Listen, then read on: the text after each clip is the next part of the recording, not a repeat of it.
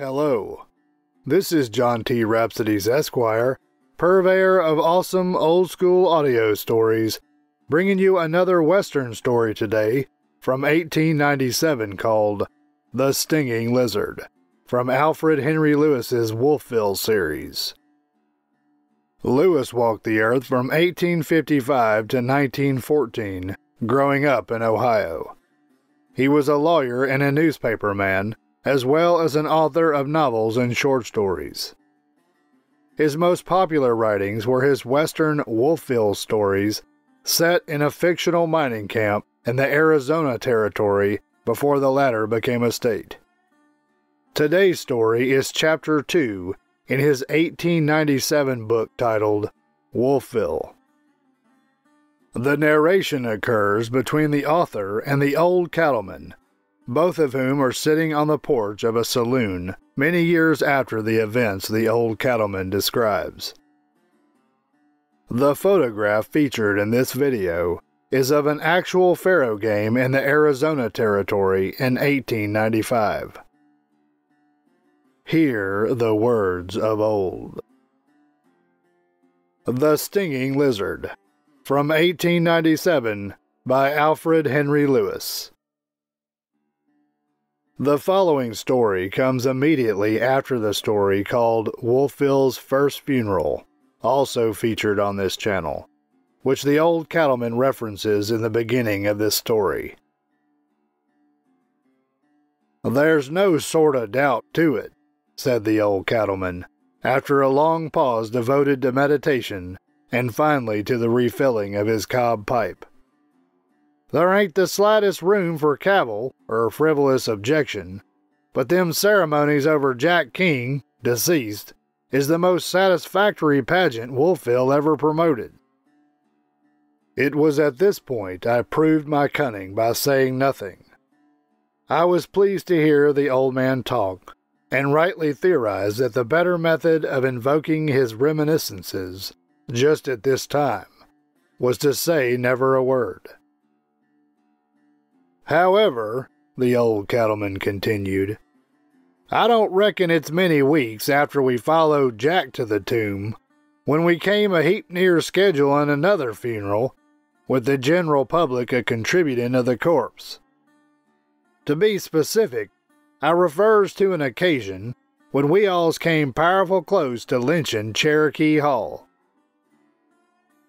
I don't mind on unbosoming myself about it. It's all a misunderstanding, you see, the same being Cherokee's fault complete.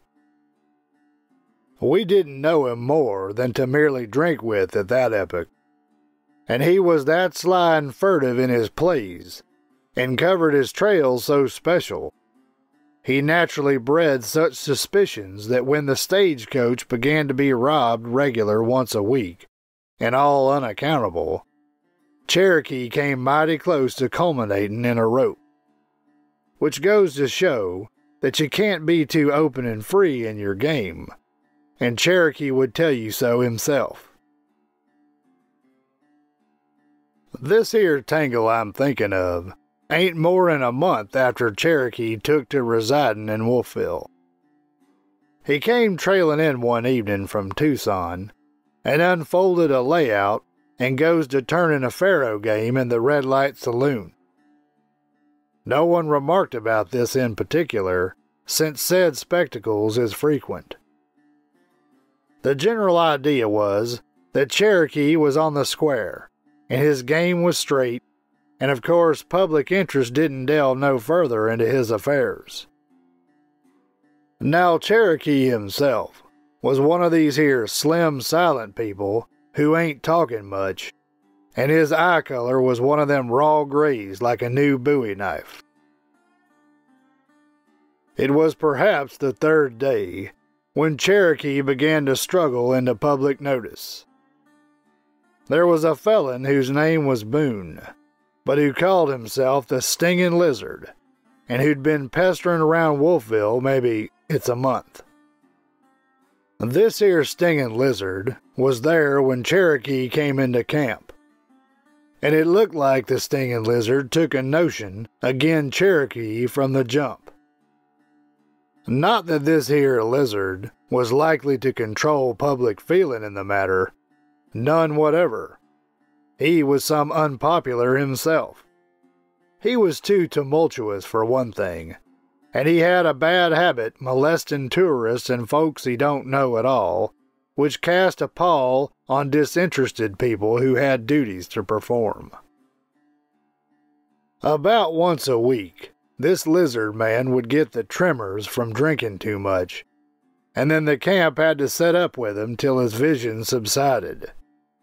Fact is, he was what you all Easterners calls a disturbing element, and we made ready to hang him once or twice, but something came up and put it off, and we sort of neglected it. But as I says, he took a notion against Cherokee. It was the third night after Cherokee got into camp, and he was calmly behind his Faro box at the red light, when in perambulated this lizard. Seemed like Cherokee, being one of them quiet wolves, fooled up the lizard a lot. This lizard had been hostile and blood-hungry all day, and I reckons he all at once recalled Cherokee. And deeming of him easy, he allowed he'd go and chew his mane some for relaxation. Now if I was low and ornery like this lizard, I ain't none sure but I'd be fooled them days on Cherokee myself. He'd been fretful about his whiskey, Cherokee had, putting it up it don't taste right, which not unlikely it don't. But beyond picking flaws in his nose paint, there ain't much to take hold on about Cherokee back then. He was so slim and noiseless besides, there ain't none of us but figured this here stinging lizard's due to stampede him if he tried, which makes what followed all the more impressive. So the lizard projected along into the red light saloon, whooping and a-carrying on by himself. Straight away he goes up against Cherokee's Faro layout. "I don't buy no chips," said the lizard to Cherokee as he got in opposite. "I puts money in play, and when I wins I wants money similar. There's $50 on the king coppered, and $50 on the 8 open. Turn your cards and turn 'em square. If you don't, I'll peel the hair and hide plumb off the top of your head." Cherokee looked at the lizard sort of supercilious and indifferent, but he didn't say nothing. He went on with the deal, and the cards coming that way, he took in the lizard's 2 bets. During the next deal, the lizard ain't saying much direct, but kept cussing and wrangling to himself. But he was getting his money up all the time, and with the $50 he lost on the turn, he was shy maybe $450 at the close. "Being in the hole about $500, said the lizard, in a manner which was a heap unrespectful, "and so that a wayfaring gent may not be misled to ruin utter, I now rises to ask, what for a limit do you put on this deadfall anyhow?" "The bridle's plumb off to you, amigo," said Cherokee, and his tones was some hard. "I noticed it all right enough, 'cause I was doing business at the table myself at the time, and was keeping likewise a lookout on the game." "The bridle's plumb off for you," says Cherokee, "so any notion you entertains in favor of bankrupting of yourself quick may right along." "Ha! You're dead sure of that?" said the lizard with a sneer. "Now I reckons a $1,000 bet would scare this puerile game you deals a screeching up a tree or into a hole too easy." "I never likes to see no gent struggling in the coils of error," said Cherokee, with a sneer a size larger than the lizard's. "I don't know what wads of wealth them poor old clothes of yours conceals, but just the same, I tells you what I'll do. Climb right onto the layout, body, soul, and roll, and put a figure on your worthless self, and I'll turn you for the whole shooting match. You're in here to make things interesting, I sees that, and I'll violate my business principles and take a night off to entertain you." And here Cherokee lugs out a roll of bills big enough to choke a cow. "I goes you if I lose," said the stinging lizard. Then, assuming a superior air, he remarked, "Maybe it's a drink back on the trail when I has misgivings as to the rectitude of this here brace you're dealing. Being public-spirited that-a-way, in my first frenzy, I allows I'll take my gun and abate it a whole lot.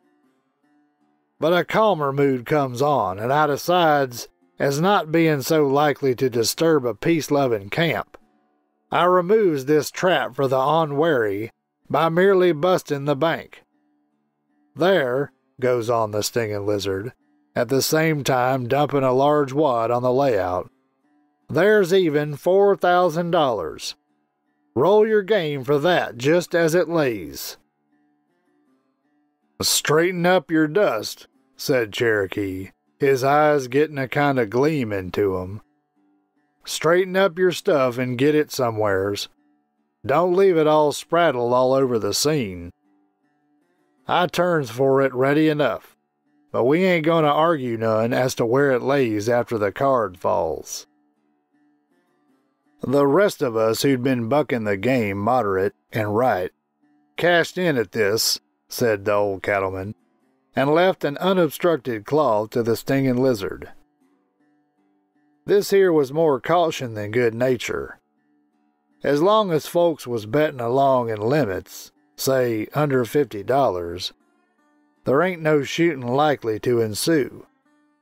But whenever a game got immoderate that-a-way, and the limits off, and things was going that loco they began to play 1,000 and over on a card and scream for action, well, gents of experience knew to stand ready to go ducking lead and dodging bullets instant-like. But to resume, the stinging lizard lined up his money, and the deal began. It ain't 30 seconds till the bank won, and the stinging lizard was the wrong side of the layout from his money. He took it unusual ugly, only he wasn't saying much. He sauntered over to the bar and got a big drink. Cherokee was rifling the deck, but I noted he'd got his gray eye on the stinging lizard, and my respect for him increased rapid. I saw he ain't going to get the worst of no deal, and was organized to protect his game plumb through if this lizard made a break. "Do you all know where I hails from?" asked the stinging lizard, coming back to Cherokee after he'd done hit his drink. "Which I surely don't," said Cherokee.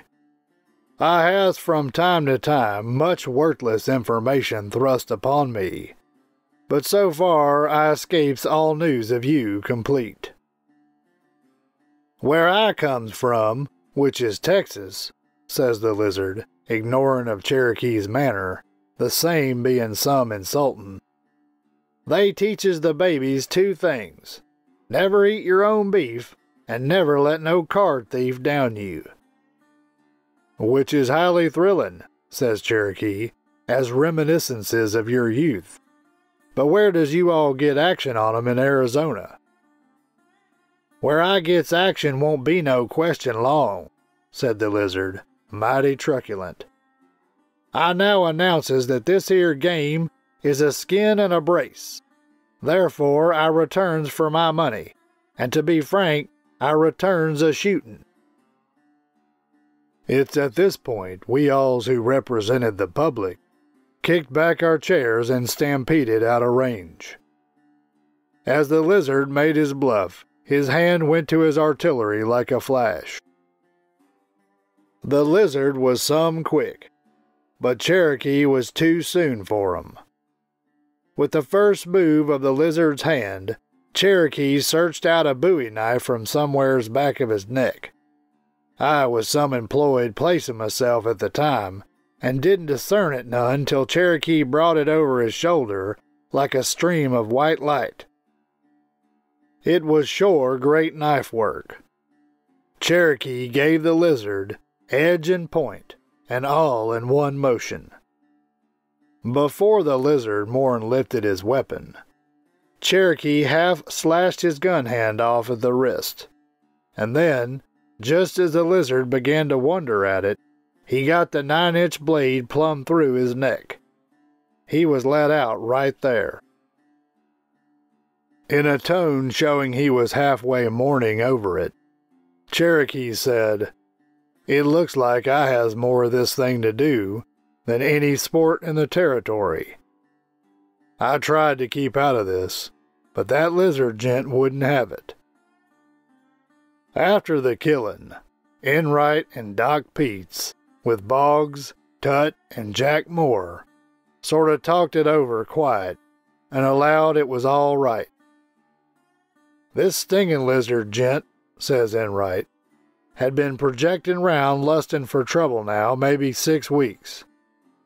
It's amazing to me he lasted as long as he did, and it speaks volumes for the forbearing, law-abiding temper of the Wolfville public.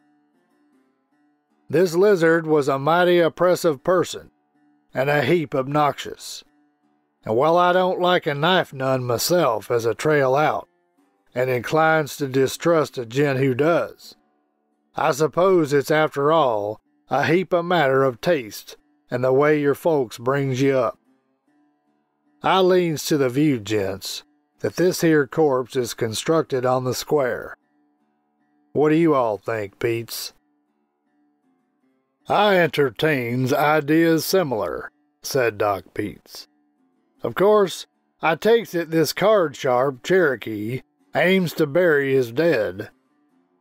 He naturally ain't looking for the camp to go round cleaning up after him none." "And that's about how it stood," said the old cattleman. "Nobody found fault with Cherokee, and as he ups and planted the stinging lizard's remainder the next day, making the deal with a stain box, crepe, and the full regalia, it all left the camp with a mighty decent impression. By first drink time in the evening of the second day, we didn't think no more about it. Now you're probably beginning to marvel, when do we get to the hanging of Cherokee Hall? We're working in towards it now.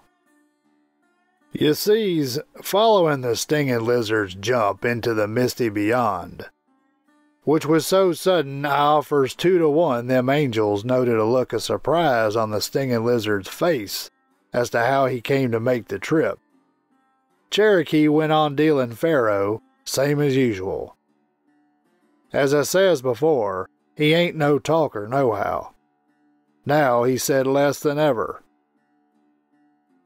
But what struck us as unusual was, Cherokee saddled up a pinto pony he had over at the corral, and jumped off every now and then for 2 and 3 days at a clatter. No one knew where he pointed to, more'n he said he was due over in Tucson. These here vacations of Cherokee's was all in the month after the stinging lizard got downed. It was about this time, too, the stagecoach got held up such a scandalous number of times it gave people a tired feeling. All by one party, too. He merely pranced out in unexpected places with a Winchester, stood up the stage in an unconcerned way, and then went through everything and everybody, from mailbags to passengers, like the grace of heaven through a camp meeting. Naturally, it all created a heap of disgust. "If this here industrious hold-up keeps up his lick," said Texas Thompson, about the 3rd time the stage got rustled, "and heads off a few more letters of mine, all I has to say is my wife back in Laredo ain't gonna understand it none. She ain't lottin' much on me nohow, and if the correspondence between us gets much more fitful, she's gonna point out for a divorce." This deal's liable to turn a split for me in my domestic affairs."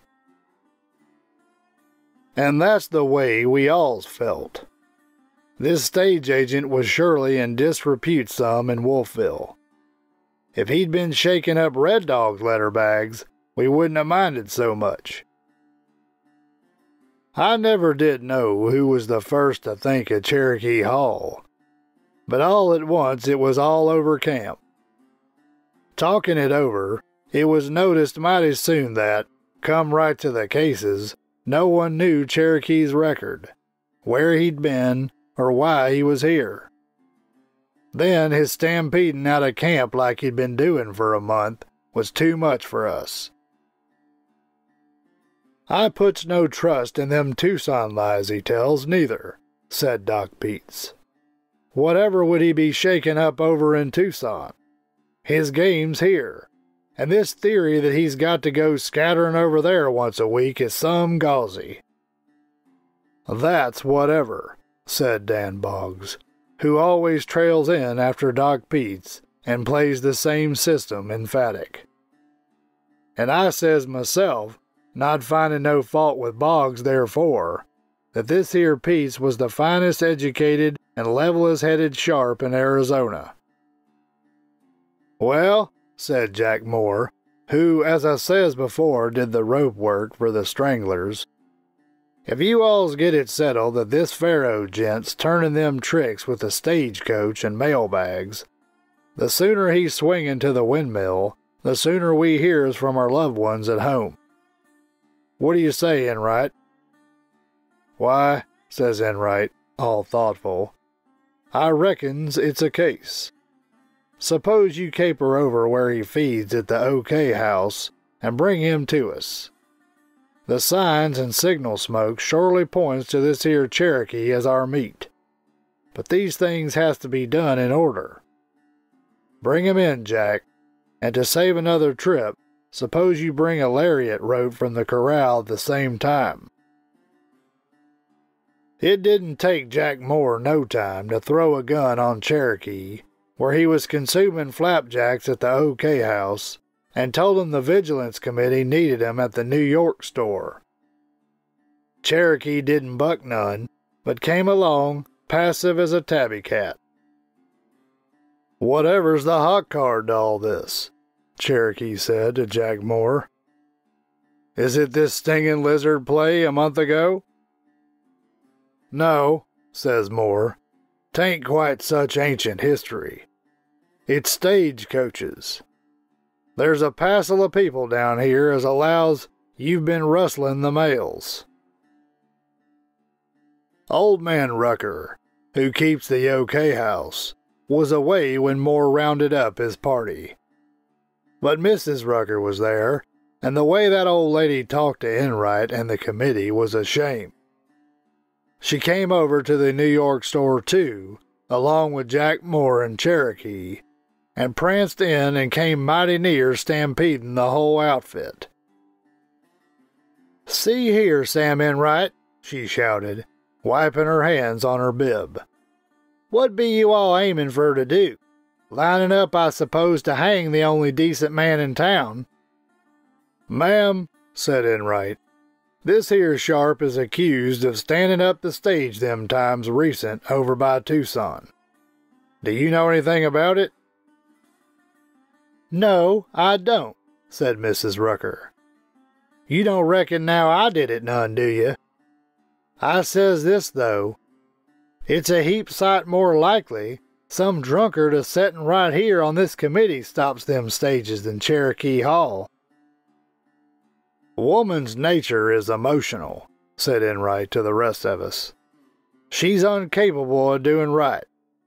While she's the loveliest of created things, still such is the infirmities of her intellects that government would bog down in its most important functions if left to a woman."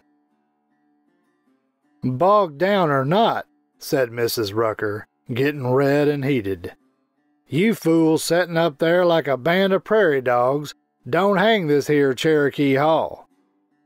Another thing, you ain't going to hang nobody to the windmill again nohow.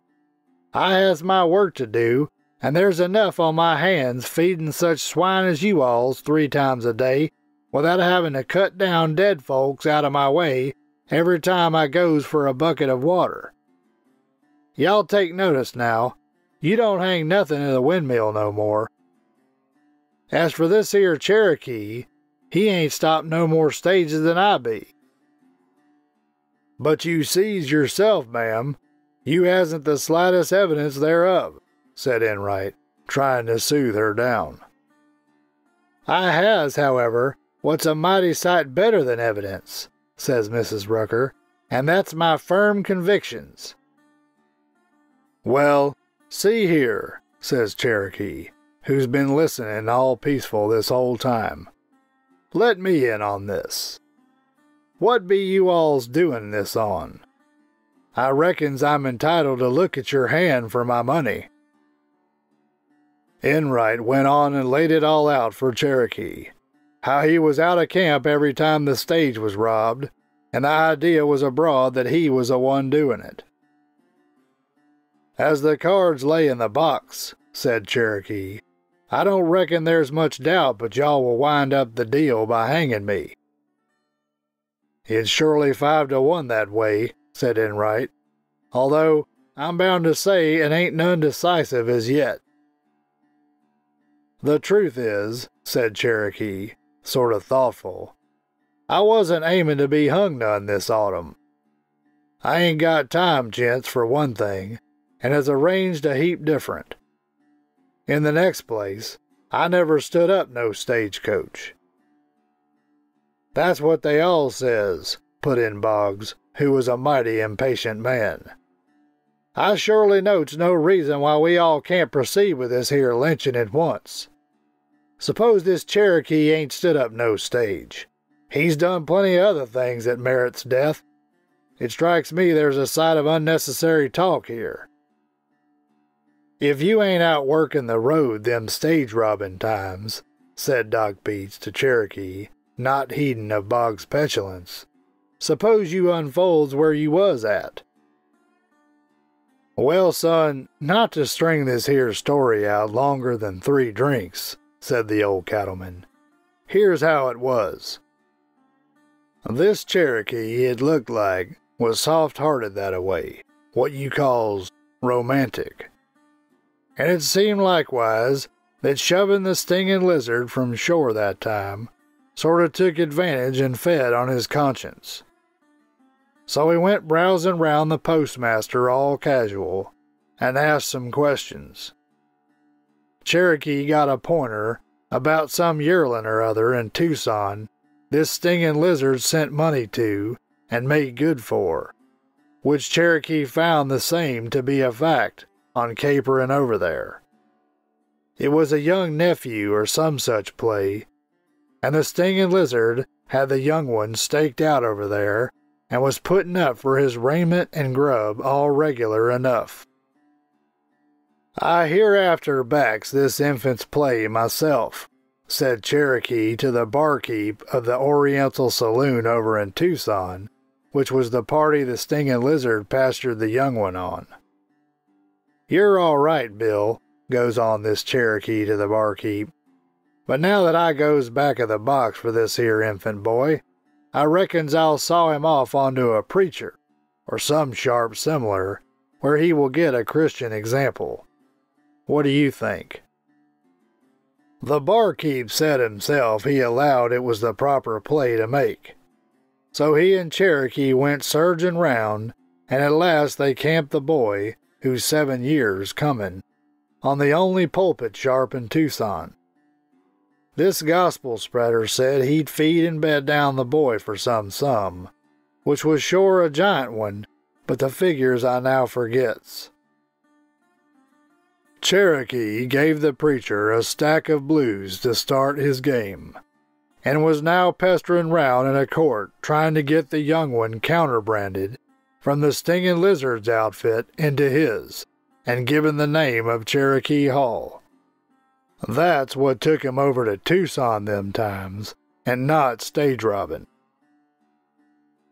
2 days later, in fact, to make sure all doubts was over, Cherokee even rang in said divine on us, which the divine told the same story. I don't reckon now he was much of a preacher neither, for he gave Wolfville one whirl for luck over in the warehouse back of the New York store, and I sure have heard other preachers make a mighty sight more noise and bang the Bible twice as hard back in the States. I said so to Cherokee, but he put it up he didn't bank none on the man's preaching.